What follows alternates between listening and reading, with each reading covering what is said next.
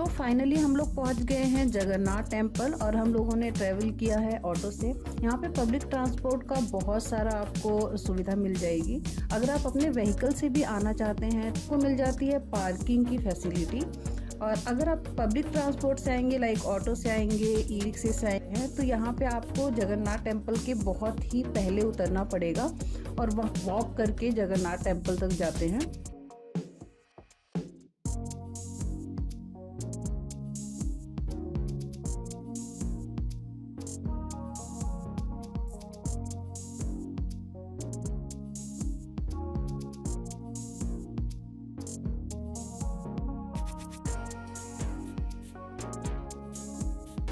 And welcome back to my channel explore everything with a crazy girl. मैं बबीता आप लोगों के साथ। और फाइनली हम लोग जा रहे हैं जगन्नाथ टेम्पल के लिए वॉक करते हुए। यहाँ से कुछ ही डिस्टेंस पे है और यहाँ पे ये आप देखेंगे तो वहाँ पे टेम्पल के साइड में जो छोटी छोटी मार्केट्स होती हैं ये अभी पूरी तरह से लगी नहीं है क्योंकि मॉर्निंग के 11 बज रहे हैं और 2 बजे के अराउंड ये मार्केट पूरी तरह लग जाती है। और आप जैसा कि देखेंगे जगन्नाथपुरी का टाइम है और हल्की सी धूप भी है। यहाँ पे आपको बहुत ज़्यादा ठंड नहीं मिलेगी, यहाँ पे आपको गर्मी ही मिलेगी थोड़ा, क्योंकि यहाँ पे ये सी साइड एरिया है तो यहाँ पे बहुत ज़्यादा गर्मी नहीं होती है। और अब हम एंट्री करने वाले हैं जगन्नाथ टेम्पल के लिए। आप देख रहे होंगे बहुत ज़्यादा रश था। सैटरडे को यहाँ पर आए हैं और बहुत ज़्यादा यहाँ पे रश था उस दिन। तो हम एंट्री करते हैं जगन्नाथ टेम्पल में। और मैं पहले आपको बता दूं कि जगन्नाथ टेम्पल के अंदर कैमरा या मोबाइल ले जाना बिल्कुल अलाउड नहीं है। सिर्फ मेन टेम्पल में एंट्री करने से पहले सारी चीज़ें आपको जमा करनी होती हैं, लाइक स्लीपर से लेके मोबाइल, फ़ोन, कैमरा, जो भी आपके पास सामान होती है सारी चीज़ें हमको जमा करके फिर टेम्पल के अंदर जाना होता है। तो ये है जगन्नाथ का टेम्पल और ये इसका एक पूरा व्यू है। और जब भी आप यहाँ पर आएँ तो अपनी वैक्सीनेशन, जो भी वैक्सीन आपने लगवाई है उसकी रिपोर्ट ज़रूर लेके जाएं। मास्क वगैरह बिल्कुल वियर करके जाएं क्योंकि यहाँ पे बिना मास्क के एंट्री नहीं है। करने से पहले वो वैक्सीन की रिपोर्ट देखते हैं। अगर आपने वैक्सीन नहीं लगवाई है तो यहाँ पे जाने का फ़ायदा नहीं है क्योंकि आपको वहाँ पे एंट्री नहीं मिलेगी। ये इसका एक पूरा व्यू है।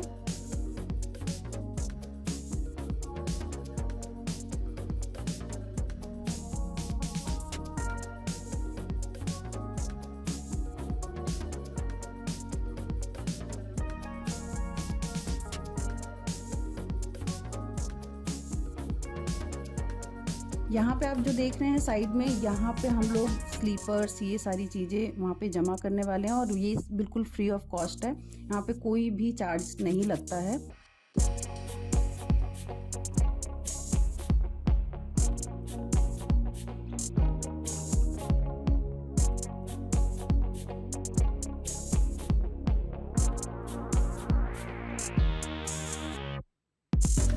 ये एक टेम्पल का ओवरव्यू मैं आपको शेयर कर रही हूँ। देखने में बहुत ही सुंदर और बहुत ही खूबसूरत है और इस टेम्पल के बारे में बहुत सारी कहानियां हैं। थोड़ा सा इस टेम्पल के बारे में आपको बताऊं तो ये टेम्पल देखने में बहुत खूबसूरत है और इसकी हाइट है वो 270 के अराउंड है। जगन्नाथपुरी का टेम्पल, जो पीछे वाला आप टेम्पल देख रहे हैं, वो इसका सबसे मेन टेम्पल है और आगे के जो टेम्पल है वो छोटे छोटे ऐसे करके वहाँ पे बहुत सारे टेम्पल्स, 108 टेम्पल है इसके अंदर, छोटे छोटे बने हुए। और सबके अगर आप आर्किटेक्चर की बात करोगे तो एक जैसे ही दिखते हैं, लेकिन वो हाइट में और साइज में थोड़े से छोटे होते हैं। सुदर्शन चक्र आप देख रहे हैं मेन टेम्पल पे। ऐसा कहा जाता है कि सुदर्शन चक्र को किसी भी डायरेक्शन से देखो तो वो सेम दिखता है। अब ये हमें बिल्कुल पता नहीं है क्योंकि हम अब जाने वाले हैं और हम देखते हैं कि क्या ये एक्चुअल में फैक्ट है या नहीं है। और इस चक्र का अगर आप साइज देखते हैं तो आप देख लो कि इस चक्र का साइज कितना ज़्यादा है। लाइक एक अगर कोई इंसान खड़ा है तो उससे डबल या ट्रिपल में इस पूरे सुदर्शन चक्र का साइज है।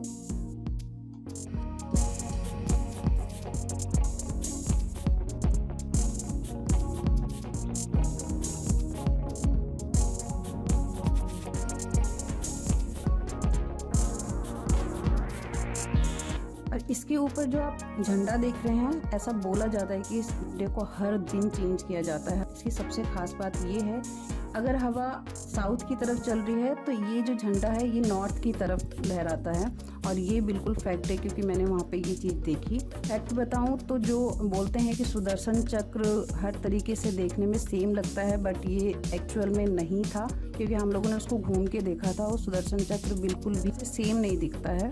और दूसरा फैक्ट मैंने ये चीज़ देखी जो गलत है कि वहाँ पे टेम्पल का जो शैडो है वो ज़मीन पे नहीं पड़ती, लेकिन ऐसा नहीं है, क्योंकि हम लोगों ने जब देखा था तो वहाँ पे टेम्पल की जो शैडो थी वो ज़मीन पे पड़ रही थी।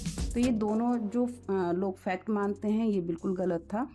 और जब आप मेन टेम्पल में पहुंच जाते हो तो वहाँ पे अगर आप 3 मूर्तियाँ देखोगे तो ये 3 मूर्तियाँ कुछ इस तरीके से दिखती हैं, जिसके दर्शन करने बहुत दूर दूर से और विदेश से लोग हम लोग भी दर्शन करने इसीलिए गए हैं वहाँ पे।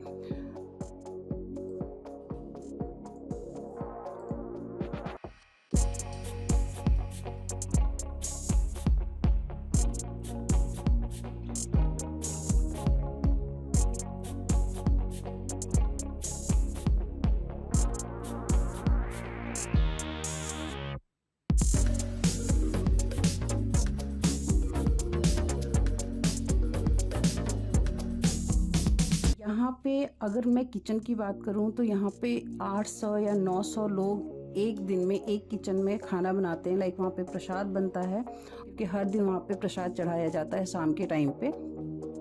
अगर आप महाप्रसाद वहाँ पे खाना चाहते हैं तो महाप्रसाद में इतनी सारी वैरायटी थी, इतनी सारी वैरायटी है कि आप सोच भी नहीं सकते हैं।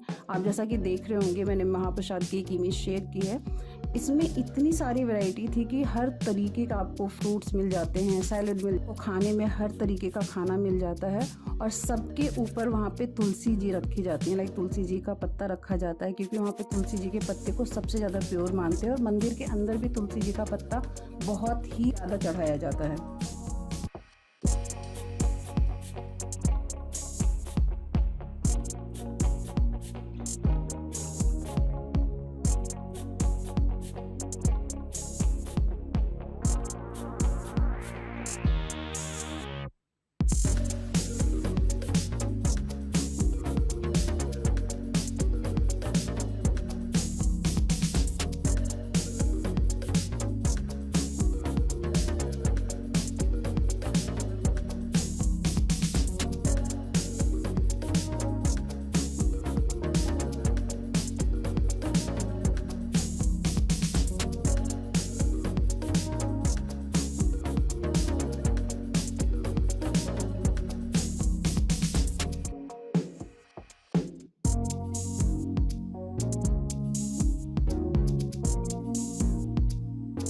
थाली सिस्टम चाहते हैं तो थाली सिस्टम भी ले सकते हैं, कुछ इस तरीके से आपको थाली सिस्टम में मिल जाता है प्रसाद।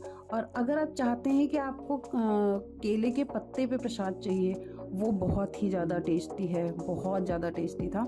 और अगर आप केले के पत्ते पे चाहते हैं कि आपको प्रसाद दिया जाए तो आपको केले के पत्ते पे भी प्रसाद मिल जाता है, लेकिन उसके लिए जब टेम्पल में शाम के टाइम पे पूजा होती है उसके बाद ही वो प्रसाद और बांटने के लिए आता है। उससे पहले आपको थोड़ा सा वेट करना पड़ता है, हम लोगों को भी काफ़ी वेट करना पड़ा था।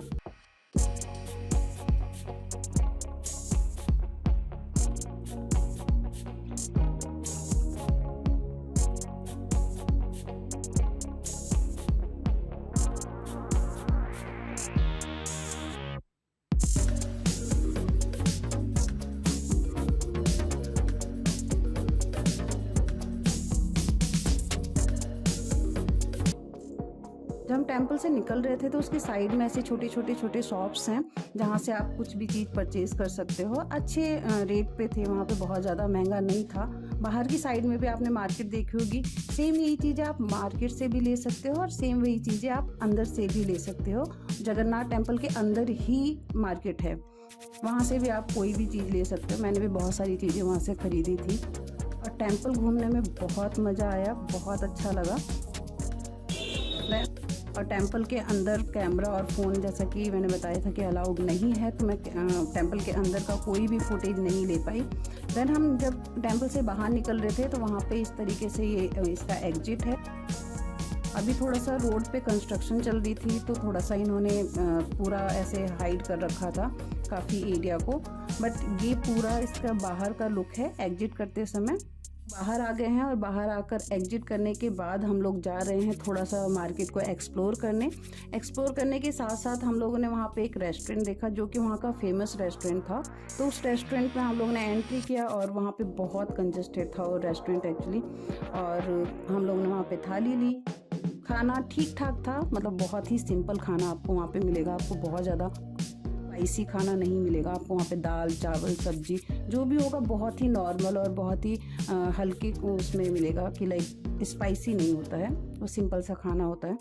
तो प्लेट खाई थी, ये थी वहाँ पे 80 रुपीज़ की उन्होंने एक प्लेट दिया था। उसके बाद हम लोग बैक टू होटल आ गए और होटल आने के बाद हम लोगों का प्लान है गोल्डन बीच जाने, जिसको कि ब्लू फ्लैग बीच भी बोलते हैं।